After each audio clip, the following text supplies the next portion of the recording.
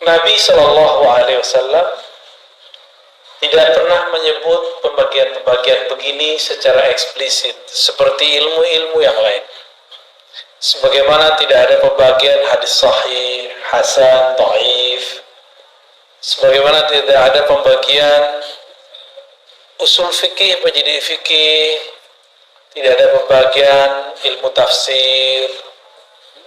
Semua pembagian itu tidak ada. Ya, siapa yang membagi ini? Para ulama. Karena Nabi itu datang satu paket. Nabi datang satu amalan itu mencakup 4 unsur, mencakup semua ilmu. Semua amalan Nabi ada syariatnya, ada tarekatnya, ada hakikatnya, ada ma'rifatnya.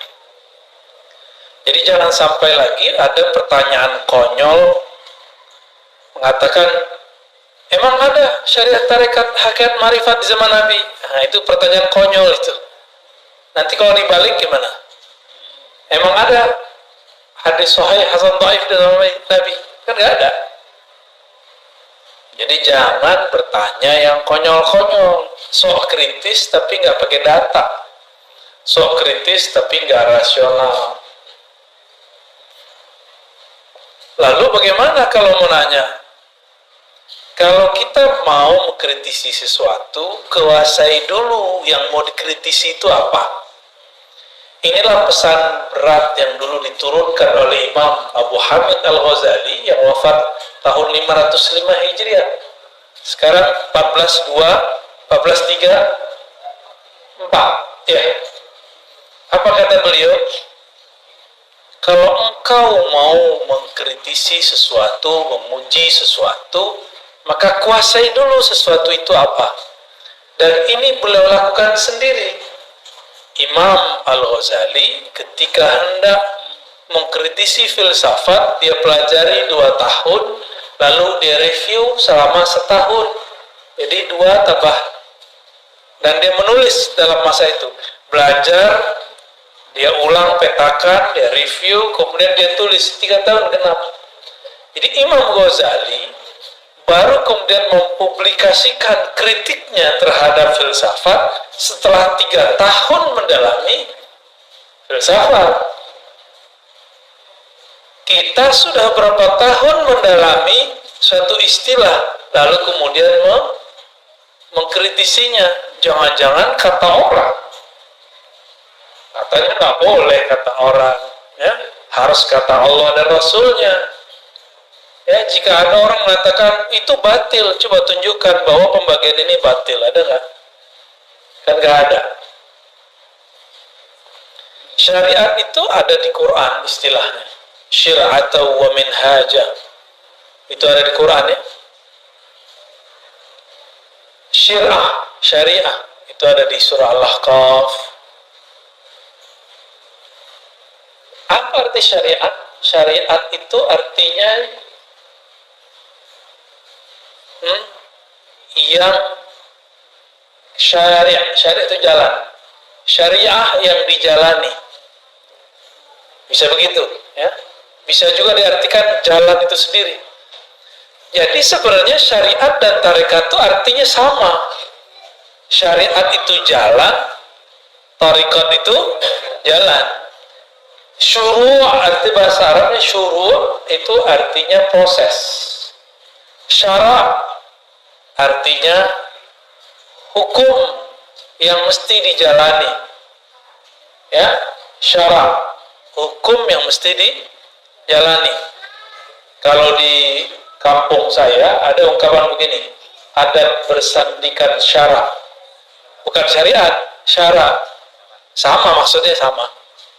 Ternyata di Jambi juga sama, di Riau saya dengar sama, di Aceh sebagian ada yang ngomong begitu juga, di Malaysia juga ada yang menyebutkan kalimat itu, adat bersandika syara. Berarti bukan hanya satu suku aja. Nggak tahu siapa yang duluan, itu tinggal klaim-klaim sejarah aja ya. Kalau klaim sejarah biasanya mulai rasis. Saya nggak mau rasis.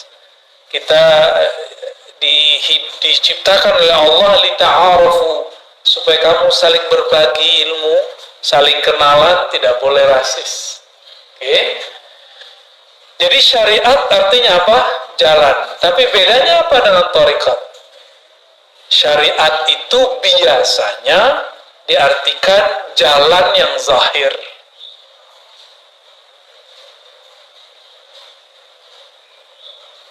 Kaedah-kaedahnya ada pada syariat. Nah, saya menerjemahkannya lebih eksplisit.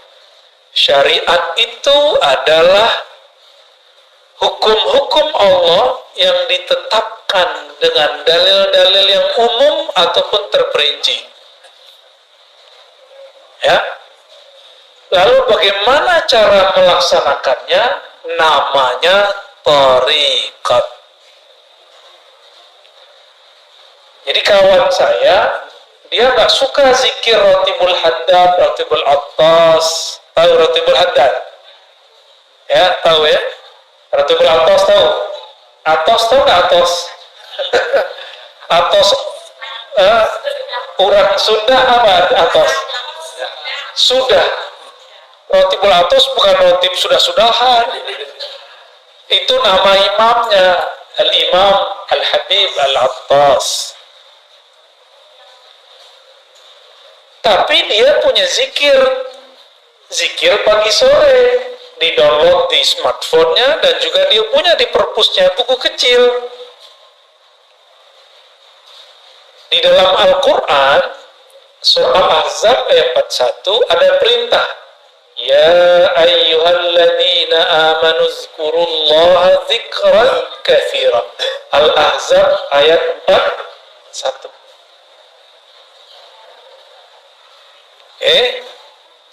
Wahai orang beriman, ingatlah Allah sebanyak-banyaknya. Itu syariat, hukum syariat. Tekniknya gimana? Kata kawan, bid'ah tuh pakai Ratibul Haddad, Ratibul Attas. Tapi dia ngeluarin buku baru, zikir pagi dan sore yang sahih. Itu juga namanya thariqat baru. Thariqat tergantung siapa namanya. Kalau yang nulis ini namanya Dodo, Eduardo, berarti thariqatnya thariqat Dodowiyah. Kalau itu mancung, thariqat Al-Mancungiyah. Jelek amat nama thariqat ya. Ya. Dulu almarhum Haji Maksum misalnya punya wiridan yang dia kerjakan pagi dan sore, maka thariqat yang dia tinggalkan boleh disebut dengan Al-Maksumiyah. Itu. Maka penamaan zikir itu biasa. Ya, boleh-boleh aja. Ya. Kenapa nggak disebut dengan zikir Nabi aja? Ya karena Nabi zikirnya banyak. Saya punya kitab zikir Nabi, hampir 10 yang pakai ilmu hadis, dan kalau di luar ilmu hadis, banyak, puluhan. Yang ilmu hadis saja pakai riwayat, itu udah pusing kita bacanya. Ini yang mana mau diamalkan duluan? Karena kita bingung, banyak dalil zaman dulu. Boleh meramu obat. Saya mau tanya nih, Bapak Ibu ini, kalau sakit, boleh nggak meramu sendiri obat? Masuk ke ruang apotek, terus ramu-ramu sendiri. Lo kan nggak boleh taklid. Katanya nggak boleh taklid. Taklid ke dokter juga nggak boleh dong. Kenapa percaya sama dokter? Taklid sama apoteker juga nggak boleh seharusnya. Kalau kita boleh bilang nggak boleh taklid. Taklid artinya apa? Ikut tanpa tahu kenapa hakikat sesuatu itu ada. Ikut tanpa mengetahui dalil. Kenapa obat kalau batuk ini A, B, C, D? Disebutkan nggak sama dokter? Disebutkan nggak sama apoteker? Enggak.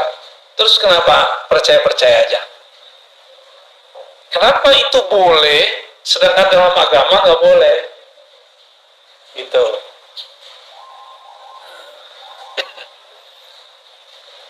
Yang mengerti dalil ulama atau orang awam? Ulama.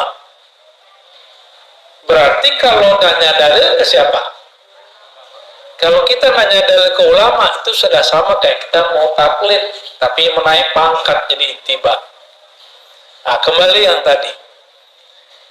Bagaimana teknik berzikir itu masuk ke thariqat? Mana perintahnya zikir, masuknya ke syariat. Jadi beda syariat sama thariqat apa? Syariat itu dalilnya, thariqat itu caranya. Mudah toh? Ada perintah, sallu kama ra'aitumuni usolli. Sholatlah kamu seperti kamu melihat aku sholat. Ada yang lihat Nabi gak? Ada yang lihat Nabi? Mimpi aja. Mimpi aja gak jelas ya. Kalaupun mimpi bukan Nabi lagi sholat kan? Terus kalau kita disuruh sholat melihat Nabi, kita ini gak ada yang melihat Nabi. Terus gimana caranya? Nah, kalau ada syariat, thariqat, cara ngamalin, ada lagi cara yang lain, namanya mazhab. Mazhab itu cara mengamalkan dalil yang zahir. Thariqat itu cara mengamalkan dalil yang tersirat. Jadi mazhab mengamalkan yang tersurat, thariqat mengamalkan yang udah tahu perbedaannya? Oke. Terus gimana? Kata kawan, tidak boleh ikut mazhab. Ya, tidak usah ikut Syafi'i, langsung aja ke Nabi. Kalau Syafi'i berbeda dengan Nabi, kita ikut Nabi. Konyol nggak? Imam Syafi'i bisa beda sama Nabi. Terus ente gimana nasibnya? Kalau Imam Syafi'i yang jarak beliau dengan Nabi cuma 2 orang, bisa berbeda dengan Nabi, terus nasib antum apa? Yang jarak dengan Nabi 14 abad. 1400-an tahun. Mikir-mikir kalau mau ngomong. Ya. Tapi ada lebih dahsyat lagi. Kalau sahabat berbeda dengan Nabi, kita ikut Nabi. Jadi dia adu-adu sahabat sama Nabi. Ini orang lebih berbahaya daripada Syiah, lebih berbahaya dari Khawarij, lebih berbahaya dari Mu'tazilah. Karena yang mengadu-adu sahabat dan sahabat dan Nabi itu kelompok Syiah, kelompok Mu'tazilah, kelompok Khawarij. Kelompok Syiah bilang para sahabat pengkhianat, merampok, mencuri, mengambil pemerintahan yang Nabi wariskan kepada anaknya, mantunya, lalu diambil oleh mereka. Maka mereka benci ke Abu Bakar, ke Umar, Utsman. Saya nggak tahu Syiah yang di Bandung begitu apa enggak. Kali ada Syiah Al-Bandungi, dia masih cinta sama Abu Bakar, kan kita nggak tahu. Siapa tahu kan beda, namanya doang yang sama. Kalau sama, wah berarti dia bisa saudaraan sama kita. Tapi kalau mereka menghujat sahabat, ya saya hello aja ya. Nggak bisa, kita nggak bisa bersahabat. Ente aja nggak bisa bersahabat sama sahabat Rasul, gimana bersahabat sama kita? Gitu, ya.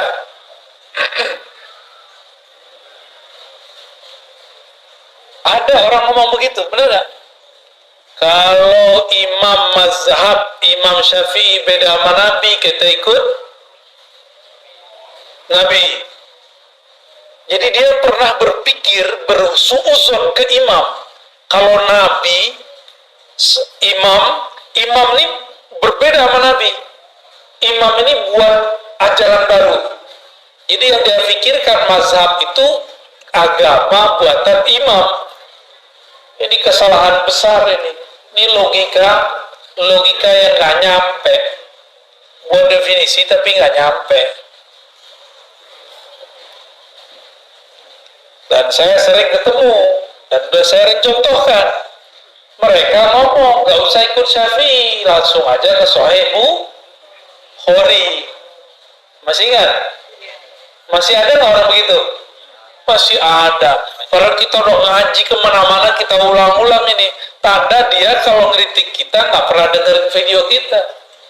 Ya, Imam Bukhari murid dari muridnya Imam Syafi'i. Imam Bukhari ini juga riwayatin hadis, cuma tidak dikenal sebagai periwayat, dikenalnya sebagai imam mazhab. Imam Syafi'i, kebalik. Imam Syafi'i dikenal sebagai imam mazhab, padahal juga meriwayatkan hadis. Imam Bukhari berguru ke murid Imam Syafi'i, maka mazhabnya Bukhari itu sangat dekat ke mazhab Syafi'i. Kalau Imam Subuki positif masukkan, Imam Bukhari mazhabnya Syafi'i. Udah positif belum masukkan. Karena pas kita presentasikan ajaran Imam Bukhari hampir dekat dengan mazhab Syafi'i. Lebih tua mana Imam Syafi'i, Imam Bukhari? Lebih dekat mana ke Nabi, Imam Bukhari atau Imam Syafi'i? Jadi kalau kita ikut salaf, lebih orisinal mana, ikut Syafi'i atau Bukhari? Tuh, itu namanya mazhab. Mazhab ini berkembang, tapi di samping kirinya ada thariqat juga berkembang. Dulu ada namanya Imam Hasan Al-Basri. Imam Hasan Al-Basri punya murid namanya Habib Al-Ujaimi. Ada muridnya Daud At-Tai. Daud At-Tai punya murid Ma'ruf Al-Kharqi, Sarri Sabti. Lalu Imam Junaid Al-Baghdadi. Maka dulu disebut thariqat Junaidiyah. Apa nama thariqatnya? Junaidiyah. Tapi thariqatnya lebur, banyak cabangnya. Cabangnya ada thariqat Naqsyabandi, ada Qadiriyah, ada Khalwatiyah, ada Suhrawardiyah, ada macam-macam nama thariqat pecahan daripada Imam Junaid.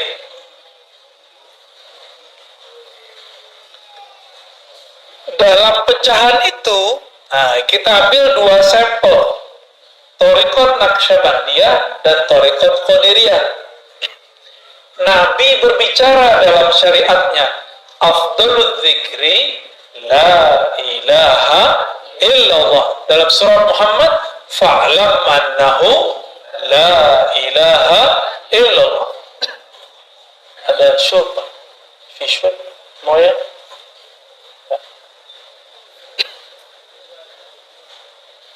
Air al-maksum, ada nggak? Pakai bahasa Arab gak paham, anda bilang Moya al-maksum. Maaf merepotkan ya. Gak usah pakai gelas, udah gini aja. Udah gini aja. Bismillah.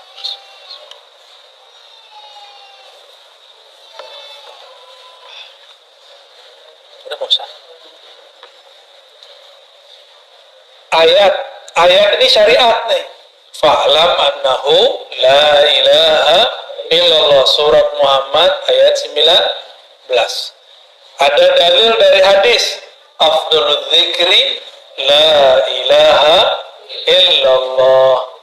Zikir yang paling nikmat, paling lezat, paling afdal, paling bermutu, paling jitu, itu adalah la ilaha illallah. Terus caranya gimana? Coba antum baca la ilaha illallah. Biasanya kan? Coba baca la ilaha illallah.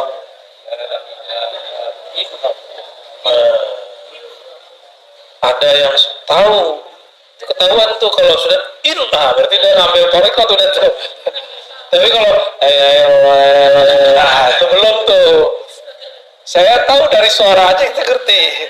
Apalagi kadang-kadang kalau sudah dihentakkan ke dalam kolbu, Kolbu ini kan bercahaya kalau disebut nama Allah. Itu terasa tuh cahayanya, gitu. Dan memancar di wajah. Ada wajah keasikan.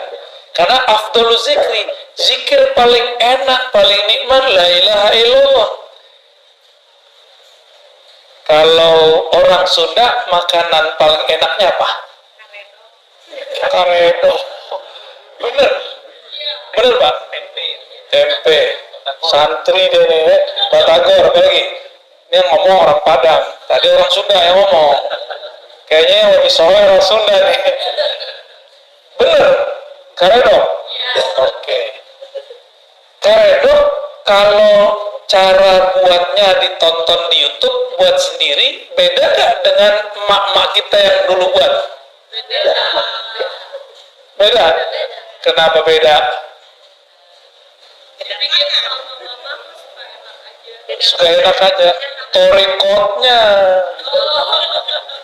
tekniknya. Maka torikoh itu teknik. Beda warung, beda rasa, bener. Bahan sama. Bahannya apa aja? Kucing. Kalau saya makan karedok, saya nggak nanya. Yang penting enak, gitu. Yang penting buatnya enak. Tipe-tipe murid begitu. Ada murid mau tinggal jadi aja. Udah Pak Kiai, Pak Ustadz, ajengan, ajarin zikir, udah pusing. Tapi kalau sang guru tahu, la ilaha nafi illallah isbat, diambil dari pusar, dibawa ke kayak gitu caranya. Itu cara ngaduk-ngaduk kalimah dalam kolbu. Ya, kalau salah aduk jadi nggak tuh barang? Nggak jadi. Kelebihan gosong, kurang nggak mateng, nggak enak. Sama. Jadi kalau kita nih zikir, coba-coba sendiri hasil lihat YouTube. Ya beda kalau ketemu. Ya beda. Habis makan di tempat orang jual karedok yang enak di Bandung, kita nggak belajar cara buatnya. Besok balik, kita nggak belajar nih. Kita cobain di rumah dengan cara yang lama. Rasanya beda nggak? Oke. Tapi kita datang ke kokinya, ajarin dong. Diajarin lama dia tekniknya. Kita cobain di rumah, rasanya sama atau beda? Tetap beda. Tetap beda. Zikir depan guru, nikmat. Karena disuapin sama beliau. Cobain di rumah. Tekniknya udah dikasih nih. Istighfar, tawasul, apalagi? Wah, semuanya lengkap deh. Ini bahannya kamu cobain sendiri di rumah. Kita cobain. Kok ambar ya? Kenapa? Karena kita belum terlatih. Sang guru, napas dia udah begitu. Ya. Ibu kita, karena sudah lama jadi ibu, dia tiap hari harus buat masak buat anaknya. Maka enak jadinya. Ya tetehnya jadi ibu tapi bukan yang masak. Sama aja. Ampar juga. Saya kan orang Padang. Itu suka mengamati rasa rendang. Sama-sama resto A, tapi beda tukang masak, kokinya beda rasa. Padahal mereknya sama. Ya, sama-sama rendang loh ya. Padahal bahannya sama. Itu namanya torikoh. Beda cara adukannya, beda teknik membuatnya. Masukin daging ke dalam santan aja itu ada timingnya. Bener? Emang begitu. Sama. Kadang guru nih nafsu punya murid. Belum saatnya dimasukkan daging kalimatullah ke dalam qalbu murid, udah dikasih-kasih aja. Namanya obral. Obral zikir. Jangan lagi obral zikir. Ini kalimat thayyibah. Ini kalimat mahal. Afdalul zikri la ilaha illallah. Pelan-pelan. Kecuali si murid udah lama zikir, udah lama berguru dan direstui oleh gurunya, baru kita kasih. Walaupun sekali bertemu boleh, cuma baru kemarin sore hijrahnya udah minta talqin aja ya. Dan orang kebanyakan pengen begitu. Tunggu dulu ya, mau makan, kita mau makan nih, piring kita kotor, diapain dulu? Langsung makan? Langsung masukin karedok? Ya, ya, dicuci dulu, dilap dulu, itu namanya taubat. Kolbu ini kan tempat, kalau kita nih maksiat pakai mata, pakai telinga, itu di kolbu tuh nodanya banyak. Itu harus dibenerin dulu.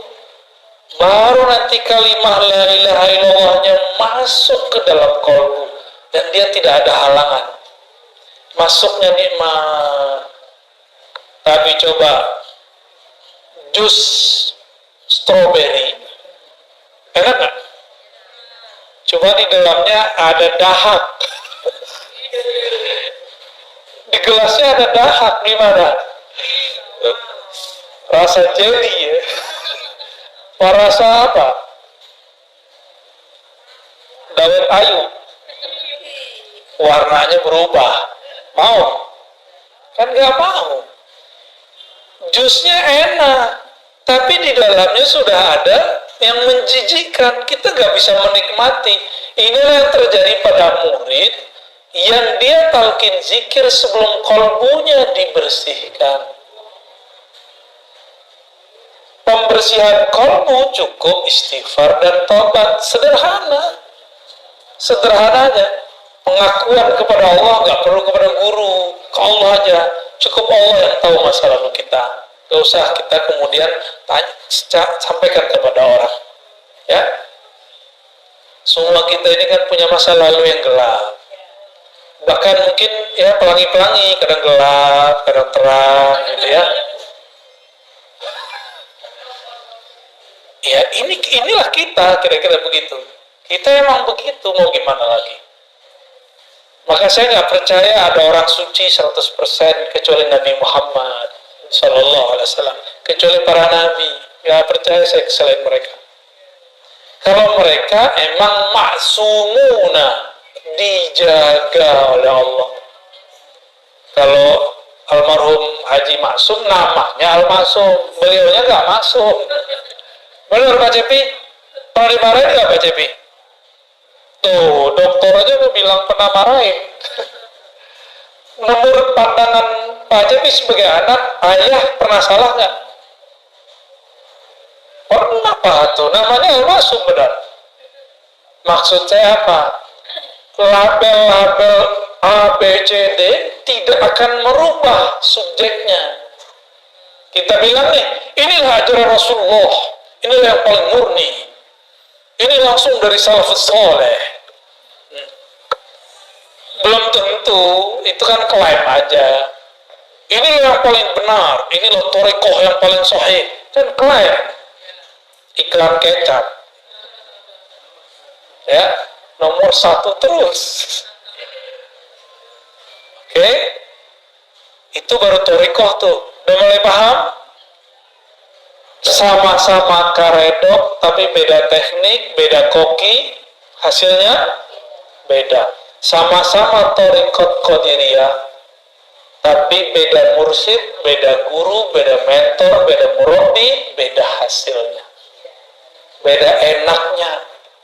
Dan jangan salahkan para salik, para penikmat ini, dia sedang memburu restoran ruhani. namanya Naqsyabandiyah. Siapa dulu kokinya? Siapa dulu pimpinan dapurnya? Siapa dulu pemiliknya? Ya. Apalagi sudah beda menu. Naqsyabandiyah menunya beda dengan Qadiriyah. Di Naqsyabandiyah zikir lembut dulu, baru zikir keras. Nggak ada keras juga sih, zikir bersuara aja. Di Qadiriyah zikir keras dulu, la ilaha, gitu kan? Kalau di Naqsyabandiyah enggak, mata dipejam, lidah dikunci, sebutlah selembut-lembut mungkin nama Allah. Kayak kita bermanja-manja kepada sang kekasih bernama Allah. Beda nggak? Beda badan lemes-lemesin. Kalau di Thariqah Qadiriyah, enggak, kalau tangan di kepala. Dulu saya belajarnya begitu. Kepal tanganmu, ya. Tarik nafas, baca. Mulai dari zikirhu Allah, la ilaha illallah, Allahu, semuanya itu. Ada zikirhu aja, ada ahad-ahad aja. Betul-betul menghentak di dalam badan ini. Ada ilustrasi lain. Kita ini ada yang suka musiknya nge-rap, nge-rock, ada yang suka musiknya slow, bener. Ini wajahnya wajah apa nih? Nggak percaya. Ini sukanya apa? Jangan-jangan haram lagi. Sukanya hadroh. Hadroh itu udah separuh-separuh ngerok tuh, tang tung tang, tang tung tang. Saya alirannya slow. Jadi kalau datang ke hadroh, saya request yang lembut dikit ya, gitu. Karena kalau denger dulu masih muda banget, seneng. Dulu Thariqah Qadiriyah, Thariqah Samaniyah yang saya pelajari, kita seneng kalau zikir keras. Apalagi kalau dikasih duk-duk Allah, waduh, nikmatnya bukan main. Kalau seminggu itu nggak ada zikir keras, kayaknya dunia ini hambar. Dulu begitu. Belakangan umur udah nambah, ya senangnya yang adem-adem, yang lembut-lembut, tapi tidak anti zikir keras. Memahami zikir keras ini beda gitu. Cari senangnya yang lembut-lembut. Datanglah Syekh Ahmad Khatib As-Sambasi yang hijrah ke Makkah. Dia belajar 2 thariqah, Naqsyabandiyah, Qadiriyah. Dia gabunglah satu paket, zikir keras dulu, habis itu lembut. Boleh-boleh juga sih. Makanya kalau datang ke pusat-pusat tarekat di Bandung, di Tasik, di Garut, mau jalurnya yang manapun, kalau di Tasik kan sudah masyhur tuh, Abah Anom, Suryalaya, macam-macam. Di sini ternyata juga ada tikian, tapi beda jalur. Metodenya sama. Keras dulu, baru lembut. Kenapa? Karena memang sudah satu menu. Ya. Cuma kenapa yang ini enak, terkenal, yang itu tidak? Kenapa? Sama kayak rumah makan, yang ini terkenal, yang itu tidak. Padahal rasa, bukan rasa, menunya sama. Rasanya beda. Jadi lidah ini nyari rasa. Kalau makanannya fisik, maka lidahnya lidah fisik. Kalau kolbu fisik atau non fisik, maka yang dia sedang cari menu-menu makanan non fisik. Oleh karena itu ulama kita mengatakan zikrullah qutul qulub. Zikrullah itu adalah nutrisi makanan kolbu. Ya. Zikrullah makanan kolbu. Saya mau tanya, mau nggak tiap hari dikasih karedok teh? Bapak Ibu, mau nggak tiap hari dikasih apa biasanya? nasi liwet. Mau nggak tiap hari dikasih nasi liwet? Enak juga. Lama-lama tensinya naik, kolesterolnya naik, lidahnya tiba-tiba jadi asin. Mau nggak tiap hari? Bosan. Oleh karena itu, kalbu ini juga ada kebosanan. Innallaha la yamallu hatta tamallu. Allah itu tidaklah akan bosan selama-lamanya sampai kamu bosan. Maka teknik la ilaha illallah pun ada macam-macamnya. Ada teknik A, ada teknik B, ada teknik C. Zikir keras itu tekniknya beda dengan lembut. Dalam keras itu juga ada beberapa teknik. Bosan. Inilah masalah thariqat. Ini masalah thariqat ini saya sampaikan nih. Kok thariqat zikirnya dua aja, la ilaha illallah Allah Allah. Padahal zikir banyak. Berarti ada yang belum sempurna dalam thariqat itu. Kurikulumnya kurang lengkap. Ya. Bakal bosan nanti kalau cuma zikir la ilaha illallah doang. Selama-lamanya zikir keras mulu, bosan. Maka harus ada zikir lain. Ada zikir subhanallah, ada alhamdulillah, ada Allahu akbar, ada la haula wala quwwata illa billah, ada hasbunallah ni'mal wakil. Ada suluknya masing-masing. Ada suluk subhanallah, ada suluk alhamdulillah, ada suluk la Allahu akbar, la haula wala. Semuanya ada suluknya. Dan semua itu turunan dari amalan para nabi atau para malaikat di langit. Hasbunallah zikir siapa? Nabi siapa yang waktu itu dibakar siapa? La ilaha illallah biasa. La ilaha illallah siapa yang zikir begitu? Nabi yang dilempar ke perut ikan, Yunus. Maka la ilaha illallah itu namanya suluk Yunusiyah. Tarekat Nabi Yunus ada tekniknya. Kalau belum nyampe ke teknik itu, gak akan ada rasa baca la ilaha illa anta. Gitu, ya. Ada tekniknya semua. Allah berfirman ke Nabi Musa, Musa, innani anallah la ilaha illa ana. Sesungguhnya akulah Allah, tiada ilah, tiada yang berhak disembah, tiada Tuhan kecuali aku. La ilaha illa ana. Oh, ternyata ahli zikir tertentu, dia kalau baca la ilaha Allah dalam batin dia yang bunyi la ilaha illa ana. Seakan-akan Allah berkalam. Lidahnya baca la ilaha illallah, la ilaha illallah. Tapi di batinnya seakan-akan Allah bicara seperti kepada Nabi Adam. Itu semua nggak bisa dibuat-buat.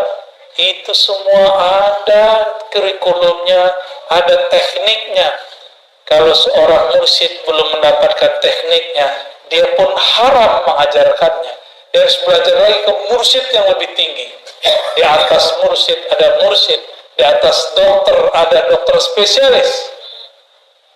Ya. Begitu terus. Ada tahapan-tahapannya. Ini kita baru ngomongin thariqat. Teman saya psikolog, itu kalau mau terapi orang nggak langsung terapi.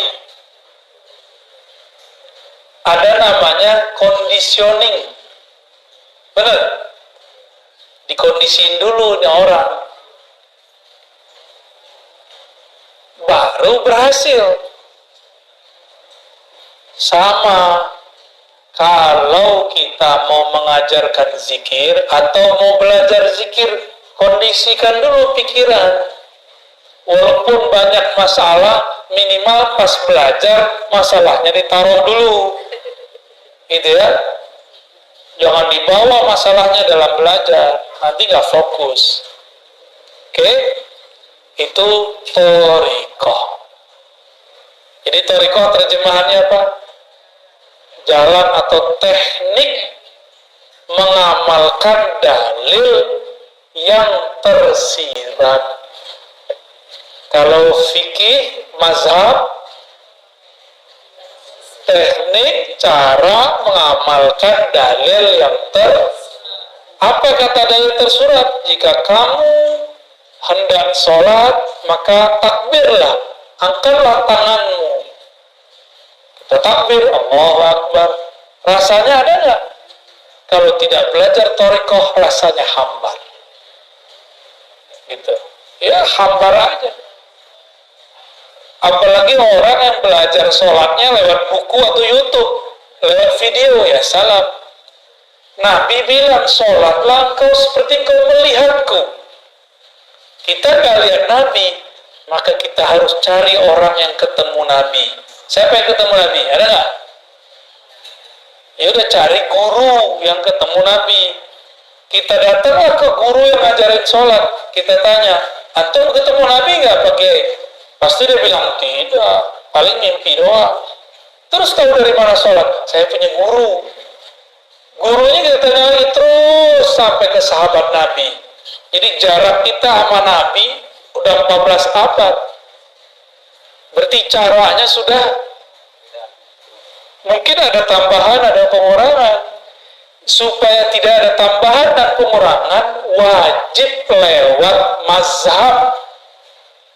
Supaya nanti kita nggak salah kira. Kita kira orang berbeda sama kita menambah atau mengurangkan. Jadi kenapa ada kelompok sekarang suka nyala-nyalain ibadah kita? Karena dia belajar fikih bukan lewat mazhab. Mereka anti mazhab. Maka di luar mereka bid'ahkan. Gitu. Ya, bahaya nggak tuh? Bahaya sekali. Jadi salah satu musibah di umat ini munculnya kelompok anti mazhab. Secara rohani, musibah bagi umat ini munculnya kelompok anti thariqah. Akhirnya zikir hambar semua. Dia baca zikir pagi sore, tapi nggak ada efeknya dalam hidupnya. Dia sholat, ruku, sujud, tapi tidak ada natijah rasa yang dia dapat setelah membaca. Kata orang-orang ini, sholat, ini mohon maaf kalau jidatnya ada hitam, ya.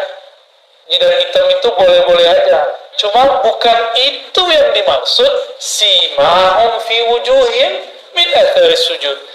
Ada tanda bekas sujud di jidat mereka, di wajah mereka. Wujuhihim, karena bekas sujud.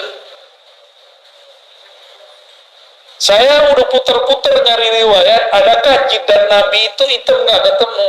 Meskipun berjidat hitam boleh, nggak ada masalah kan, emang mungkin kulitnya agak sensitif, orangnya juga sensitif, lengkap sudah. Terus apa yang dimaksud tanda sujud? Tanda sujud, saya sering sebutkan, orang sujud kepalanya di mana? Di bawah apa? Di bawah tempat paling kotor di alam semesta. Nih, tempat buang air kecil. Ya, walaupun bajunya bagus, walaupun bedaknya Masya Allah, bajunya oke, tapi bagian situ bau nggak? Nggak enak kayak ngomongin begitu ya. Tapi emang itu bau, udah selesai. Sekarang ditaruh di bawahnya. Gimana? Maka yang disebut athar sujud, bekas sujud adalah hilangnya kesombongan seorang hamba. Itu baru disebut bekas sujud. Jadi siapakah yang sujud kepada Allah?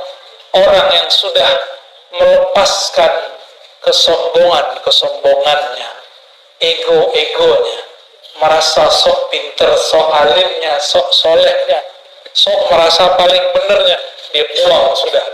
Karena yang merasa sok bener di sini, bener. Yang merasa pinter mana? Yang merasa bergelar ini. Yang merasa manhajnya, mazhabnya paling bagus, thariqatnya paling keren ini. Kalau ini nggak mungkin. Ini maka ditaruh di bawah. Jadi asar sujud adalah kerendahan hati.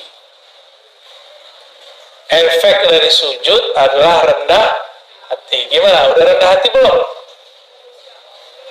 Lagi belajar. Kadang-kadang jujur, mending jujur begitu. Berarti sholat kita ini sudah benar belum? Kira-kira sholatnya diterima nggak?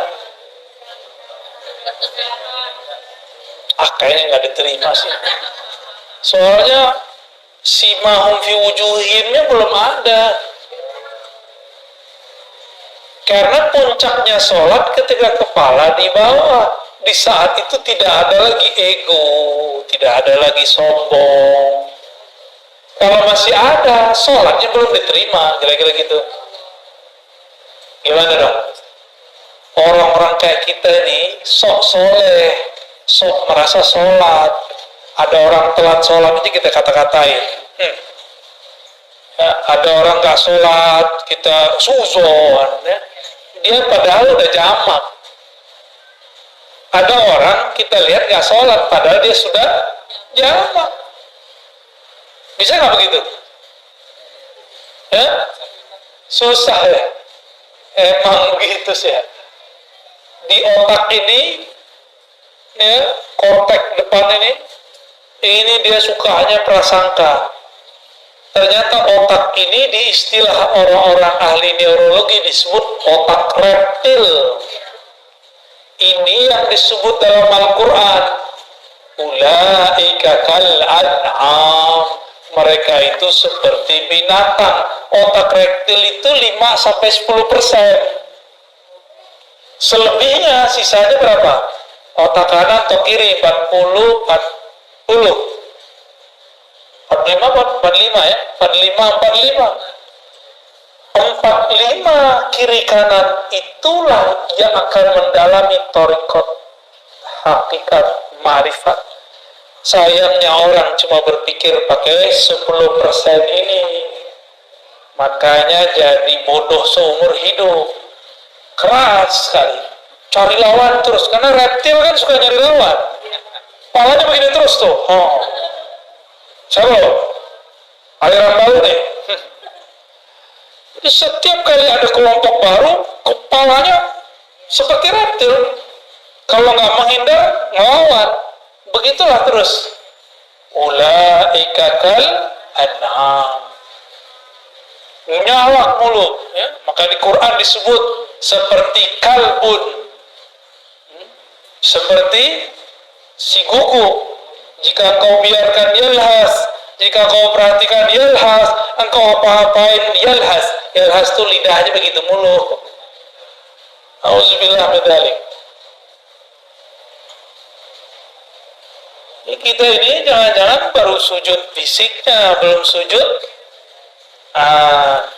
Kita baru sujud fikih atau mazhab, belum sujud thariqat. Kalau sudah sujud thariqat, tahu tekniknya. Kalau engkau sujud, rendahkan egomu, hancurkan egomu, hinakan jiwamu di hadapan Allah. Dihina-hinain benar. Baru berbuah namanya tawadu. Tawadu rendah hati namanya hakikat. Ya, jadi hakikat itu buah dari orang dari tarekat. Zikir. Ala bidzikrillah tatmainnul qulub. Ketahuilah hanya dengan menyebut nama Allah hati jadi tenang. Cara nyebutnya gimana? Ada cara nyebutnya. Gimana cara nyebutnya? Nama ala bidzikrillah, hanya dengan menyebut nama Allah. Nama Allah siapa? Ya Allah. Siapa itu? Bismillah. Gimana cara nyebutnya? Allah. Itu cara nyebutnya? Enggak. Ada tekniknya. Ya, nah, itu yang mahal. Ya, harus pakai talqin. Ya, harus pakai talqin, mahal itu. Maka barang begini nggak boleh diobral, haram hukumnya diobral. Ini mutiara dari Allah, karena dia seafdol zikir.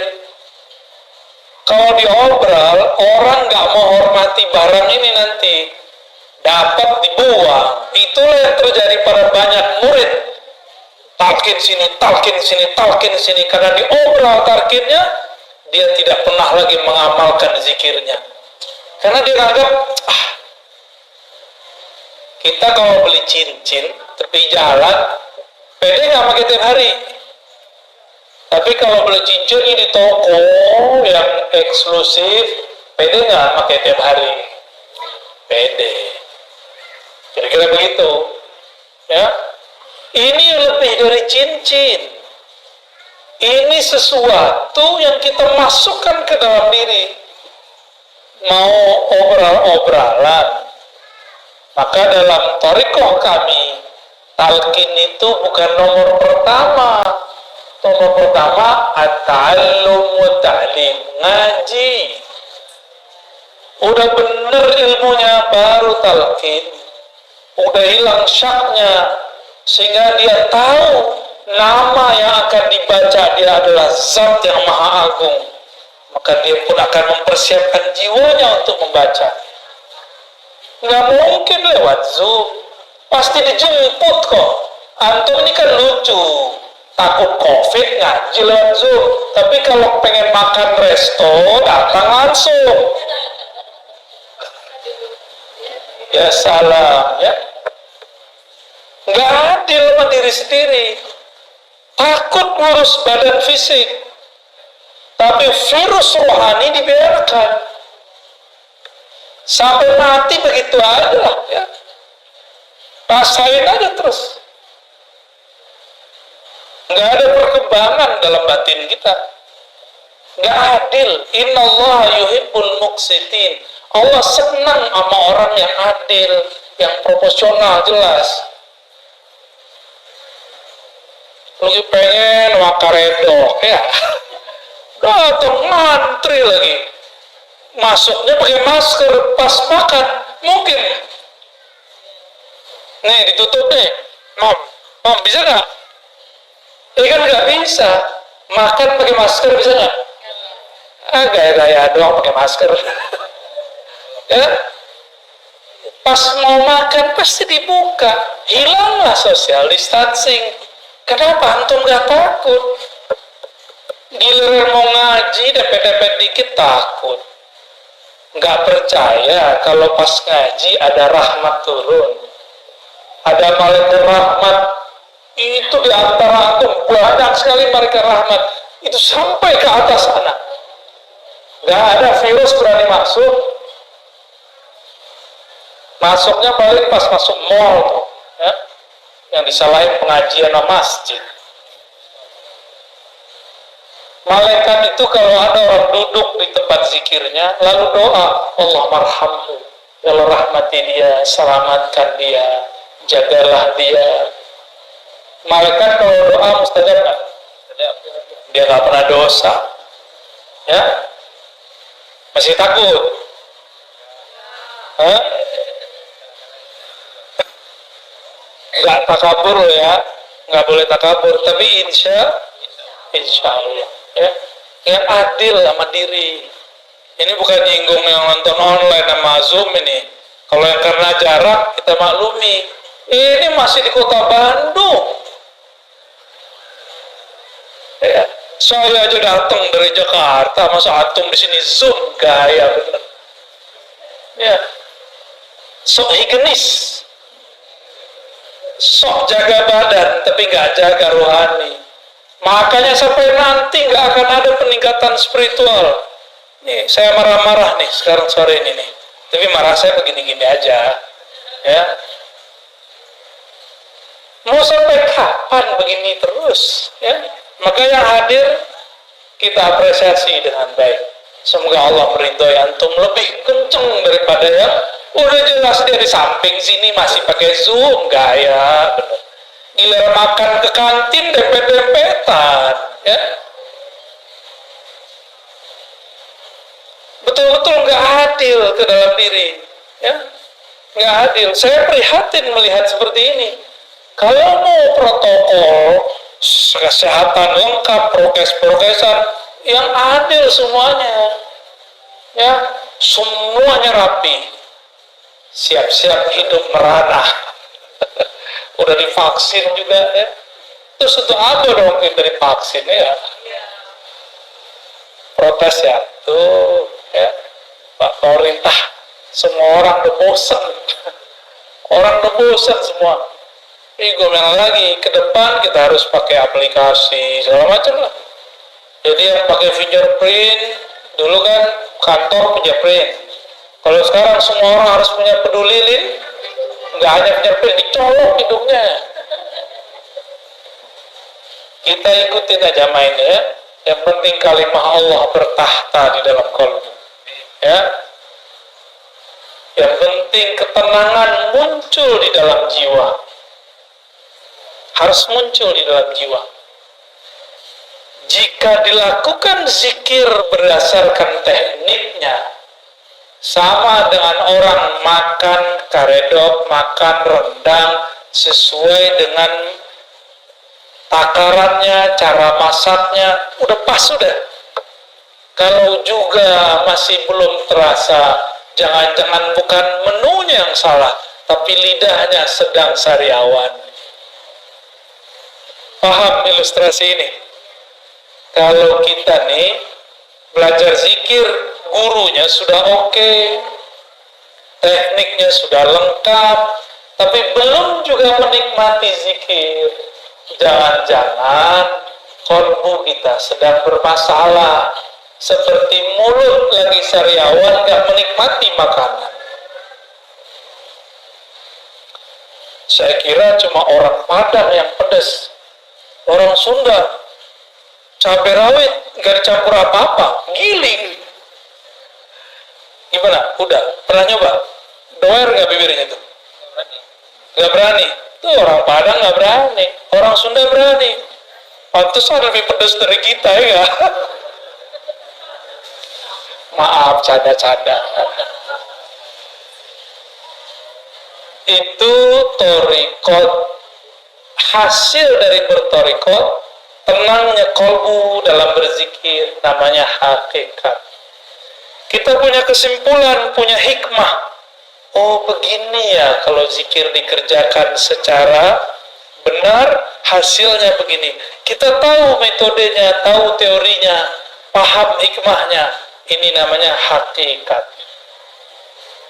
Ya, jadi hakikat itu pengetahuan yang diperoleh setelah menjalani hakikat. Tapi hati-hati, tidak semua pengetahuannya tepat. Maka di atas hakikat ini harus ditingkatin lagi. Si hakikatnya harus diuji. Karena hakikat ini pengetahuan, tapi itu pengetahuannya terpisah. Zikir la ilah rasanya ini, zikir hu rasanya ini. Itu namanya hakikat. Terpisah-pisah.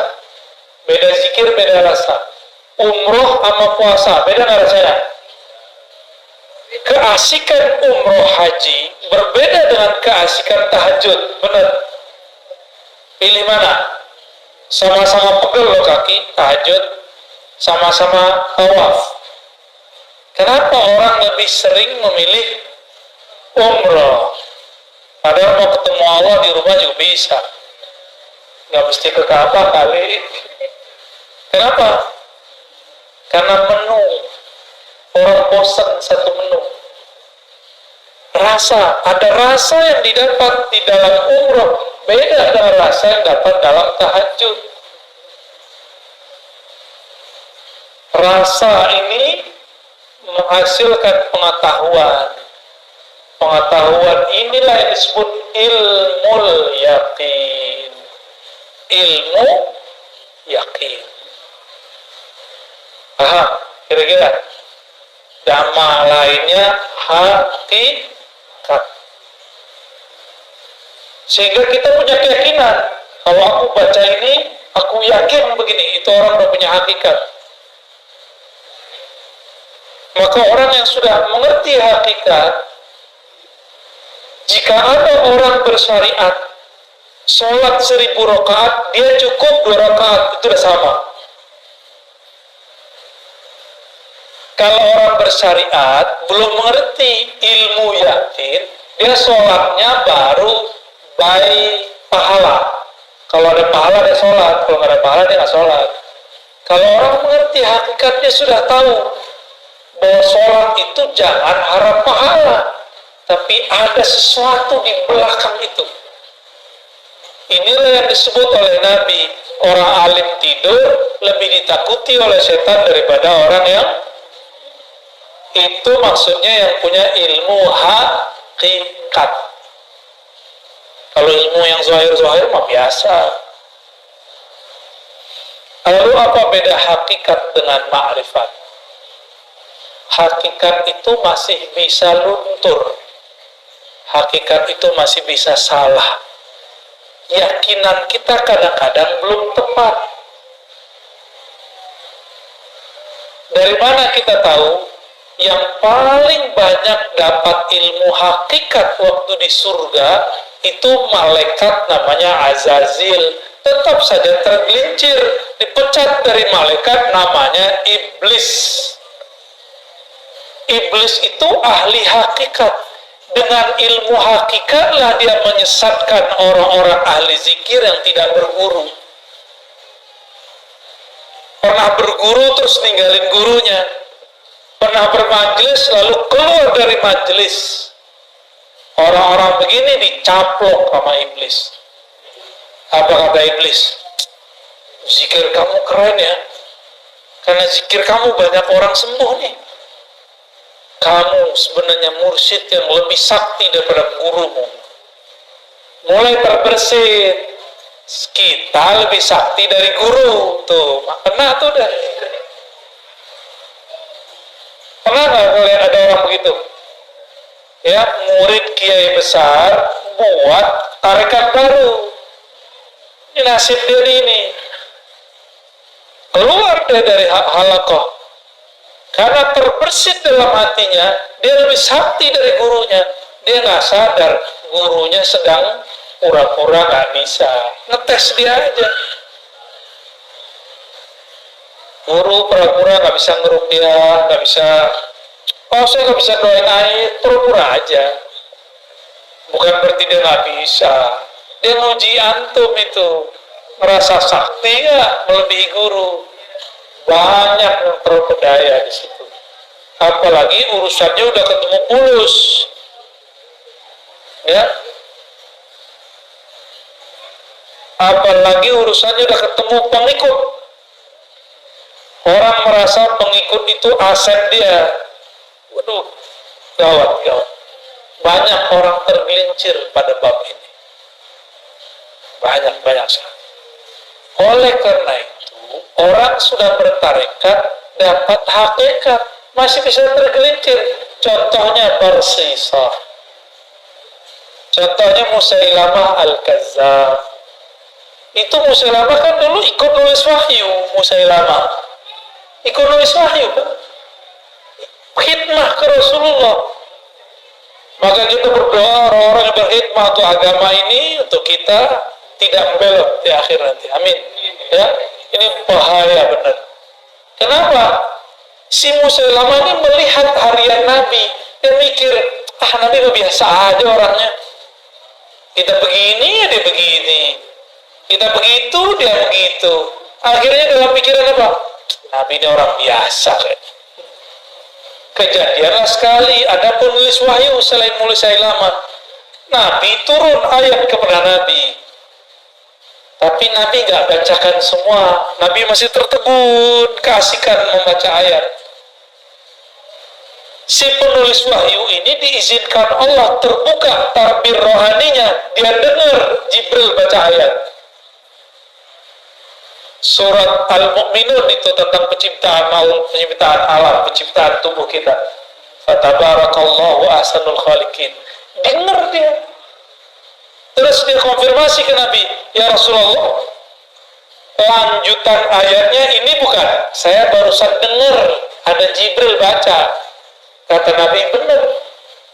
Dalam hati terbersit sama dia, gini doang ilmu guru gua, gini doang makomnya Rasul, saya juga bisa.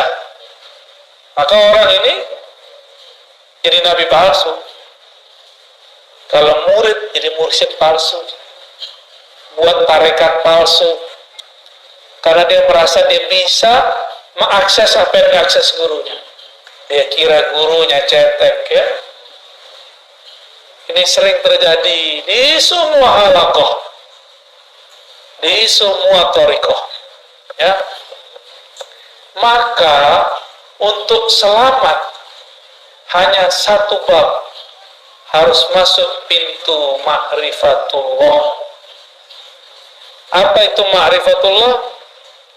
Disebut ma'rifatul Muhammadiyah, mengenal hakikat Nabi Muhammad sallallahu alaihi. Dalilnya apa?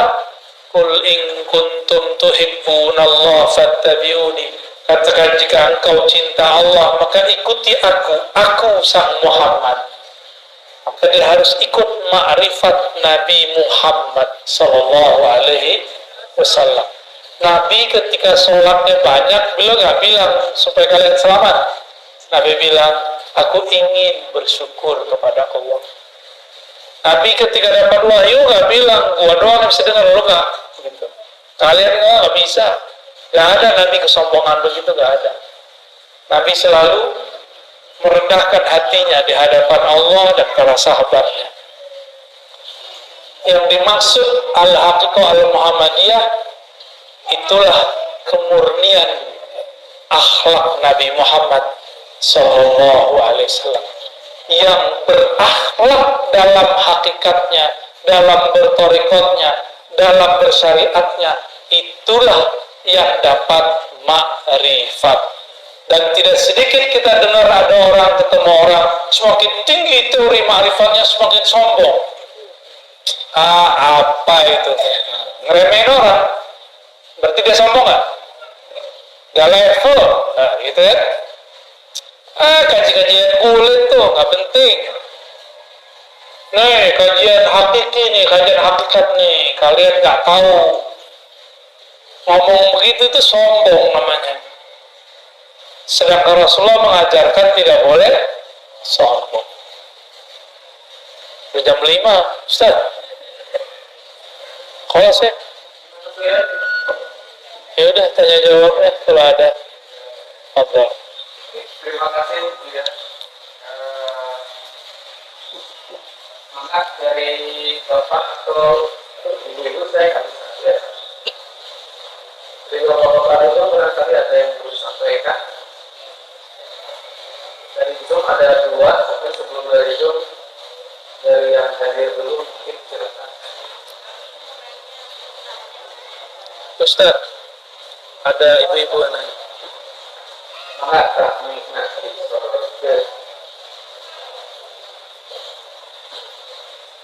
Assalamualaikum warahmatullahi wabarakatuh. Saya mau bertanya tentang masalah contoh. Sampai sekarang saya masih masih bingung. Karena dalam satu sisi ada yang mengatakan bahwa kita itu bertobat harus sama orang yang masih hidup. Maksudnya itu harus masih hidup. Sementara yang lainnya bilang tidak usah, yang sudah meninggal juga tidak masalah. Yang betulnya yang mana Abu ya? Begitu. Assalamualaikum. Kalau kita ini belum mandiri, guru wafat, maka sebaiknya punya mursyid yang masih hidup, yang dapat ijazah dari mursyid itu atau dari mursyid yang lain. Jangan yang nggak dapat ijazah, nggak nyambung nanti, nggak nyambung ke Nabi Muhammad, nanti nyambungnya ke iblis.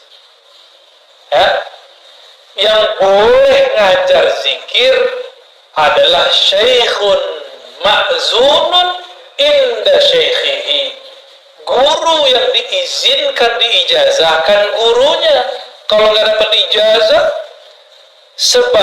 sedapat ijazah aja yang diajarin, jangan lebih. Nggak pernah diangkat mursyid, jangan ngaku mursyid. Mursyid itu nggak mesti tua loh ya. Itu masalah otoritas satu toriko. Ada di toriko tertentu yang dapat ijazah umur 90. Di toriko yang lain umur 19 sudah diijazahin.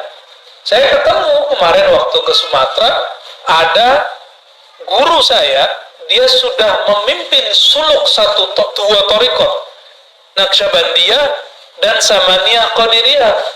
Itu dia mimpin dari umur 20, sekarang umurnya udah 70 sekian. Berapa tahun tuh? Ya, jadi nggak mesti tua fisik. Mana ada kaedahnya tua fisik? Nggak ada. Kita kan bayangin Syekh Mursyid harus tua, pakai tongkat, harus pakai sorban, ya salam. Mursyid itu mau pakai apa aja dia mursyid. Mau mereka pakai kaos, dia mursyid. Orang nggak akan bisa luput karena ada mutiara di kolbunya. Sekali dia berbicara, keharuman rohani yang tercium oleh orang yang mencari rohani. Nggak bisa dibohongin. Rumah makan, masak, udah ditutup, kecium baunya. Ya, kecium baunya. Sama kira-kira, ya. Jadi saran saya teh, kalau belum disiplin untuk zikir yang diajarkan guru, maka bermursyidkanlah kepada yang hidup dan dapat izin dari gurunya. Gitu ya. Kalau enggak, nanti nggak nambah-nambah. Makomnya segitu-gitu aja. Karena zikir itu nggak ada batas. Zikir itu di atas makom ada makom, di atas makom ada makom. Zikir la ilaha illallah ada ribuan tekniknya. Yang diajarin kan baru satu.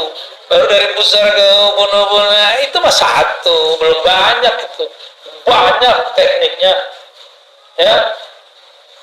Saya ngamalin sudah hampir 100-an lebih teknik itu. Baik yang langsung diajarkan beliau-beliau ataupun yang secara rohani. Adalah berapa ratus teknik la ilaha illallah. Mau ditarik kemana aja nikmat zikir la ilaha illallah itu. Nikmat sekali. Ya. Jadi jangan mengkultuskan seorang guru. Di atas guru ada guru, di atas wali ada wali, di atas nabi ada nabi, di atas rasul ada rasul. Puncaknya Rasulullah Sallallahu Alaihi Wasallam. Torikot itu yang hebat bukan namanya, tapi mursyidnya. Ya, oh torikot A lebih bagus, enggak? Yang bagus tuh mursyidnya. Karena banyak juga yang torikotnya sama, nggak berkualitas orangnya. Ya, sama kayak tadi, sama-sama karedo. Ya, tapi beda orang, beda yang masak, beda hasilnya. Jadi bukan karedonya yang salah kalau dia nggak enak, tapi yang salah si gurunya. Yang masak udah bagus, itunya udah enak, lidah lagi masalah, pikiran lagi banyak, bisa enak nggak? Nggak ya? Mau makan karedok ingat AA yang lama. Baik, terjawab ya? Terjawab? Alhamdulillah. Ada satu saya kira yang tentang torikot juga ada dua pertanyaan, tapi saya kira sudah terjawab dengan kalimat terakhir. Dan tentang torikot yang benar saya kira yang tadi Buya sampaikan. Kemudian tentang sekarang di akhir Desember 22 Desember kemarin tentang Hari Ibu, karena itu keputusan di mereka sehingga itu dianggap sebagai tersambung jika kita mengikutinya. Bagaimana itu? Tentang hari Ibu. Hari Ibu itu apa definisinya? Nggak tahu. Jangan-jangan mengharamkan sesuatu yang nggak tahu, ya kan? Saya mau tanya dulu orang yang mengharamkan mengucapkan selamat hari Ibu. Saya pengen tahu nih, ini serius nanya loh, apa yang dimaksud hari Ibu? Sehingga kita mengharamkan yang jelas, jangan yang nggak jelas. Kalaupun kita menghalalkannya, kita menghalalkan yang jelas, bukan menghalalkan yang abu-abu. Coba definisinya apa? Yang pakar nasionalis nih. Hah? Ini kan kampus, masa nggak ada yang tahu? Nyelkit ya. Apa hari Ibu, Ustaz? Nggak tahu? Ya udah, berarti nggak usah jawab boleh dan nggak boleh, berarti kita nggak ngerti. Ya kan? Oh, ini menyerupai Nasrani. Menyerupai Nasrani. Emang hari Ibu orang Nasrani yang buat? Ada nggak di ajaran Nasrani hari Ibu? Gak ada juga. Terus di mana hidup? Gak ada juga. Itu urusan apa? Ini mungkin. Jadi dengan adanya peringatan hari Ibu di tanggal 22 itu, maka seolah-olah umat digiring untuk menghormati ibunya hanya pada tanggal itu. Emang begitu? Sedangkan Oke, good. Berarti ada orang yang mendefinisikan hari Ibu, dia buat definisi sendiri. Definisinya barusan tuh, dari antum tuh. Apa kata si orang ini? Kata antum tadi apa? tanggal 22 Seolah menghormati ibu hanya pada tanggal itu sehingga umat tergiring untuk ke situ di hari Oke, sekarang kita tanya sama yang menetapkan hari Ibu tanggal 22. Apakah begitu maksud dia? Enggak, coba buka sendiri kan udah ada googling. Terus selama ini Google nggak dipakai, cuma nonton yang nggak jelas. Coba lah, aneh pura-pura nggak tahu kok tadi ya. Emang begitu definisi hari Ibu. Giliran belajar agama pakai Google, yang begini aja yang cetek aja nggak pakai Google. Gaptek namanya, itu benar fatwa al-Gaptekiyah. Fatwa mazhab Gaptek. Tanya dong sama orangnya. Apa maksud mereka hari Ibu? Apakah cuma hari Ibu menghormati Ibu? Memang begitu yang membuat kebijakan buat? Enggak kok, ditanya suzon. Jadi kita buat definisi sendiri, terus kita haram-haramin. Sama kayak orang mau posting video, buat sendiri videonya, rekam sendiri, posting sendiri, like sendiri, puji-puji sendiri, wow, keren. Ya salam. Ini zaman benar-benar bahlul, bener ini. Buat definisi sendiri, terus haram-haramkan sendiri, terus marah-marah sendiri, terus ajak umat untuk marah-marah. Gak begitu kalau kita mau berfatwa. Fatwa itu ada ilmunya. Gak boleh fatwa pakai nafsu. Fatwa itu pakai ilmu. Sebelum berfatwa, wajib memetakan masalah yang difatwakan. Selesai memetakannya, baru kita bilang, ini yang masalah di sini, yang itu tidak masalah, atau ini masalah semua. Harus sama dulu persepsinya.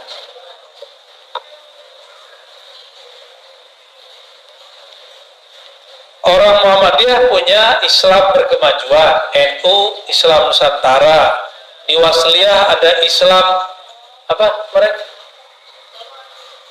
Waktu kita ke Wasliyah, saya lupa deh istilahnya. Di Medan kemarin, orang Persis gimana?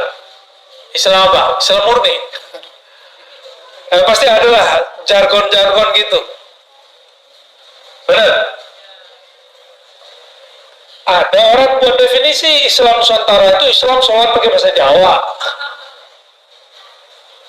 Ntar kalau yang benci Muhammadiyah, Islam berkemajuan, nanti sholatnya pakai bahasa Inggris. Maju. Emang begitu? Saya buat definisi sendiri, terus saya salah-salahin orang. Diketawain nggak? Jadi, kalau kita mau menentang, menerima, mengamalkan sesuatu, tanya definisinya kepada yang punya barangnya. Namanya tabayyun. Ijja'akum fasikum binaba'in fatabayyan. Itu Ustaz ya. Jadi gimana? Boleh nggak hari Ibu? Ya? Oh, harus. Berarti hari Ibu bukan menggiring umat, hanya menghormati Ibu hari Ibu saja, benar? Ya. Kalau begitu definisinya ada masalah nggak? Tapi kalau definisinya hari Ibu adalah hanya hari itu aja menghormati Ibu, itu baru nggak benar. Tapi ternyata definisi itu nggak ada kan?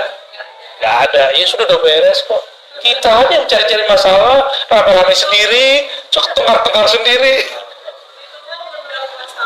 Mengundang masalah. Emang ada bahasa Arabnya bahsul masail, cari-cari masalah. Jangan-jangan pertanyaannya masalah ya? Bener. Ya lanjut. Yang satunya lagi juga saya kira harus dibahas dalam waktu terakhir. Tapi yang saya akan bacakan tentang topik pelajaran. Apakah saya boleh ikut topik dulu ya? Banyak bagi yang harus diikutnya 100 lebih ya. Masya Allah. Jadi gimana dong? Itu pertanyaan antum kali. Tarekat saya ngaji. Jadi ngaji aja. Ngaji dulu, 1, 2 ngaji. Itu apa enggak? Yang kedua apa? Hah? Tuh, baru lupa. Ini hikmahnya aja lupa. Apalagi antum. Hikmah. Yang ketiga baru talqin. Jadi saya nggak mentalkin kecuali saya lihat orangnya sudah berkhidmat baik ke perjuangan thariqah atau ke umat. Kita lihat dia. Atau dia sudah berkhidmat jauh untuk dirinya. Ada orang datang dari mana-mana. Dia udah lama ngaji, udah mentok. Kita lihat hikmatnya bagus. Kita talqin. Tapi itu nomor 3. Bahkan nomor 4. Terus apa lagi? Sholawat. Maka orang ikut thariqat kami nggak punya sholawat, keluar aja ya. Kita sholawat minimal 313. Atau kalau nggak bisa 100 pagi, 100 sore. Tuh, nggak bisa juga ya 10 pagi, 10 sore, nggak bisa juga. Nggak bisa juga.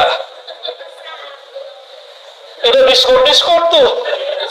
Ya, thariqat diskonnya. Suwe. Terus apa lagi? Mujasalatul sholihin, duduk bersama orang soleh, bergaul dengan orang soleh. Kita ini kan gak soleh, kita ini masih rusak. Supaya kita ini terbentuk dengan kebaikan, maka carilah komunitas orang baik. Jangan-jangan kita yang merusak komunitas yang lama. Ya, jangan bilang tuh komunitas itu jahat tuh, aku kalau di sana pasti rusak. Kita yang merusak mereka. Nih teman saya nih ada mantan nih. Kalau dia nggak ada, kata temannya nggak ada lu nggak ada rame, nggak ada dia nggak mabuk orang. Nggak ada dia nih, orang nggak mabuk.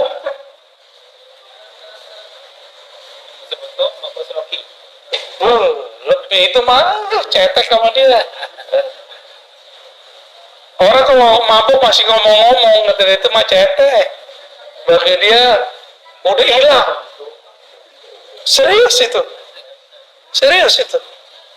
Jadi kitalah yang menyebabkan orang rusak. Karena muka kita ini muka syahwat, ya kan? Muka bejat lah muka kita ini. Saya ngomong ke dalam diri saya sendiri. Bahwa di dalam diri ini ada kebejatan, ada kenakalan. Saya ngomong begini bukan untuk antum saja, untuk diri saya sendiri. Karena gejolak itu masih ada dalam diri saya. Karena wajar umur masih belum terlalu tua. Mungkin udah loh. Iya. Masih seger lah. Gejolaknya kuat. Lebih berat saya kali daripada antum. Saya ketemu banyak orang. Macam-macam warna kulit, macam-macam. Pusing kita. Tapi kalau karena di dalam ini jorok mikirnya. Kalau dalamnya bening jadinya. Kalau dalamnya oke, keluarnya oke. Ya.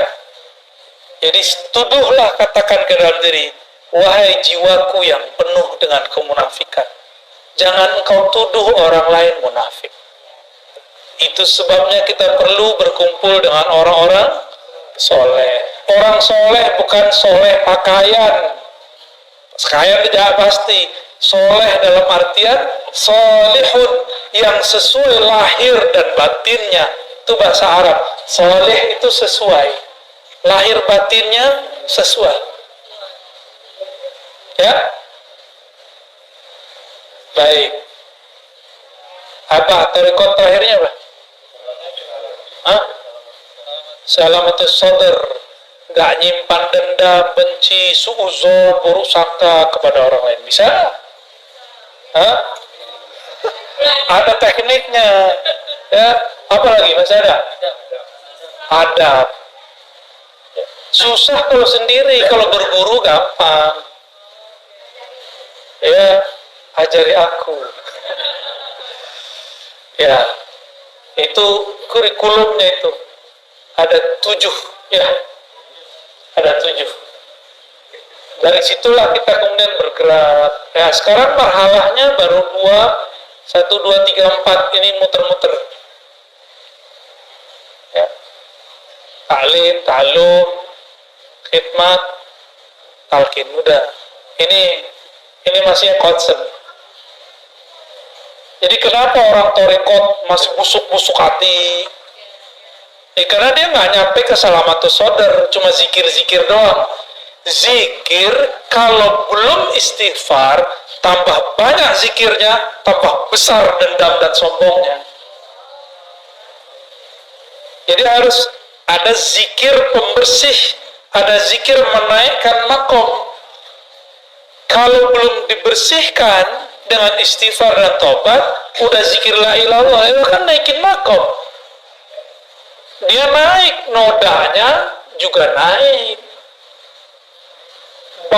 Tubuh pohon ini berkembang, benalunya nggak dipotong, tambah gede pohon, tambah gede juga si benalunya. Maka carilah guru yang bisa membersihkan parasit dalam diri kita. Parasit itu ya menjalar dalam jiwa. Semua kita itu sama. Ya.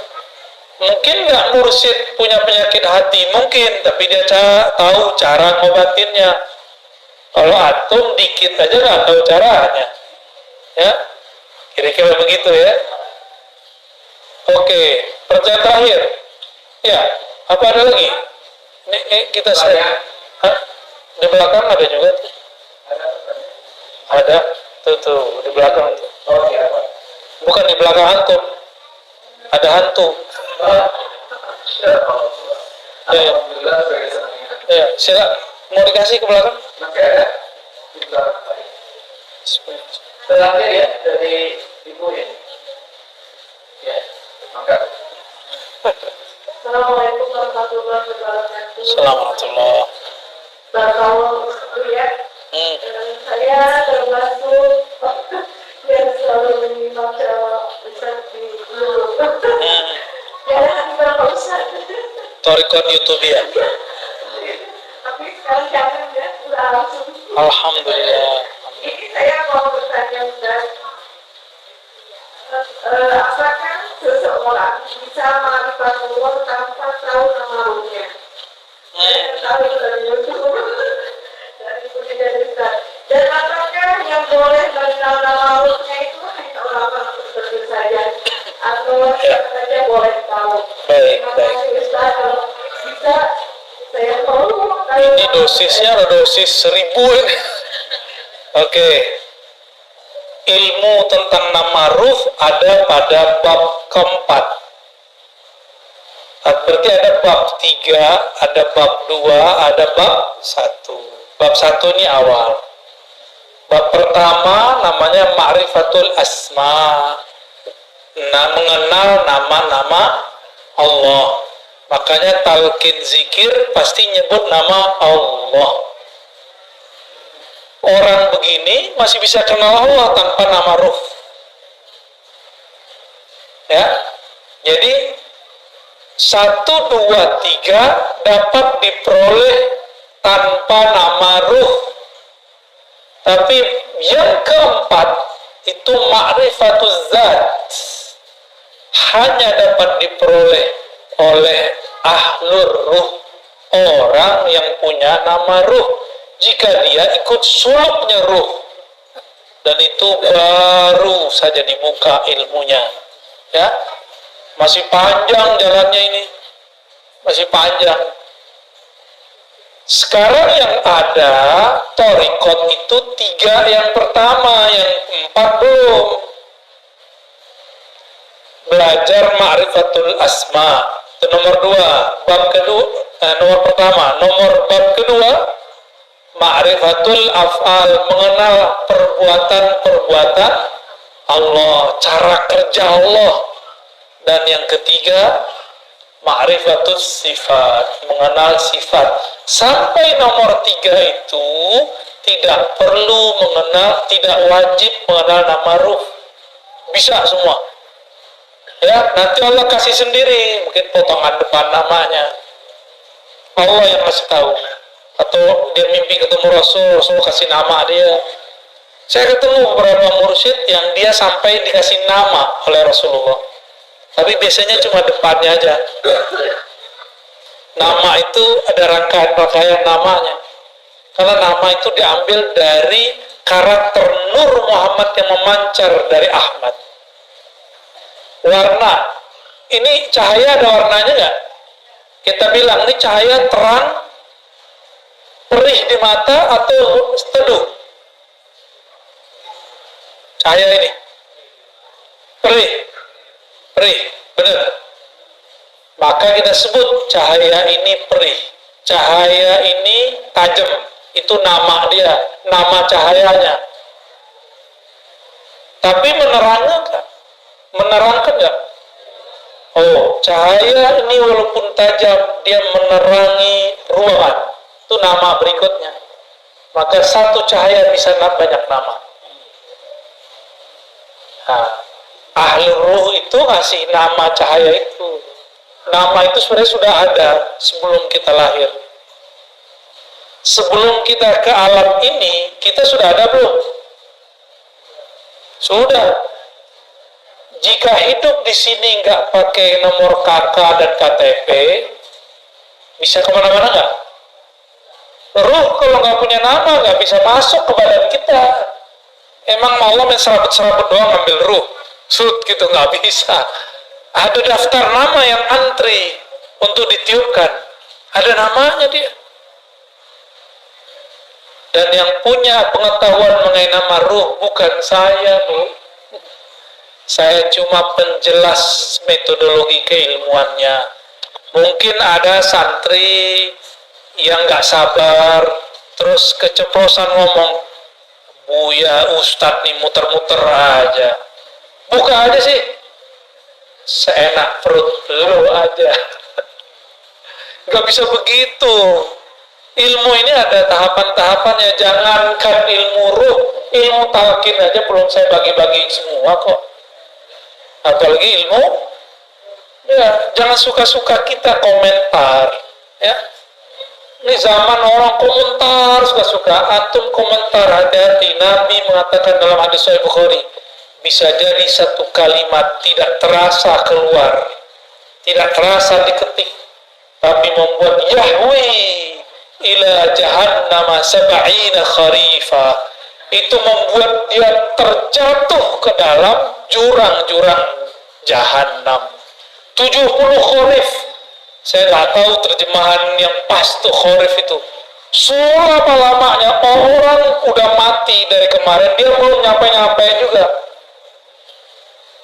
Ada munafik mau dilempar oleh Allah di masa Rasulullah, itu dia sampai sekarang belum nyampe itu ke bawah karena kalimat itu. Saking dalamnya itu sab'ina kharifan, 70 kharif. Dalam kayak palung Mariana kalau di laut tuh, dalamnya bukan main. Hati-hati komentar. Ya, saya nggak pernah biasanya menghiraukan orang berkomentar, tapi kalau dikomentar tentang nama ruh, ini agak sedikit kita tandai. Ya, hati-hati ente. Ya. Hati-hati gitu aja. Nabi Musa ingkar dikit aja diputus sama Nabi Khidir. Padahal itu sudah buat kontrak itu. Kita bukan nabi, main ingkar-ingkar aja. Siap-siap diputus dari ilmu ruh. Ilmu ruh itu ilmu paling mahal. Paling mahal itu. Sabar-sabar gue. Ya, sabar-sabar. Nanti kalau ada komunikasi dengan teman-teman riba, daftar aja nama ruh. Kalau beruntung kita ketemu ahli yang ngasih nama ruh, kita mintain namanya. Ya, ada nama ruh, tenang aja. Ya, tapi itu kelas 4 itu. Sekarang belajar zikir torikot yang ada aja dulu ya, amalin aja yang ada. Aduh, pertanyaannya udah berat nih. Padahal kita ngaji baru berapa bulan nih? Sekali sebulan lagi kan? Pertanyaannya boleh. Iya. Udah cukup? Saya kira gimana? Cukup ya? Baik. Baik, kami masih ada acara lagi. Mohon maaf tidak bisa sampai maghrib di sini.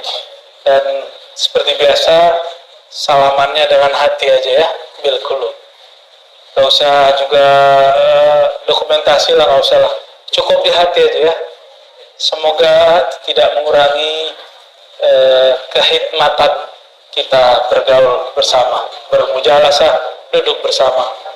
Bapak Ibu yang karena Allah, terutama Sahibul Bait, ya, Dr. Cepi dan tim, semoga antum yang buat kegiatan ini diberkahi oleh Allah. Semoga dijaga selalu oleh Allah, ya.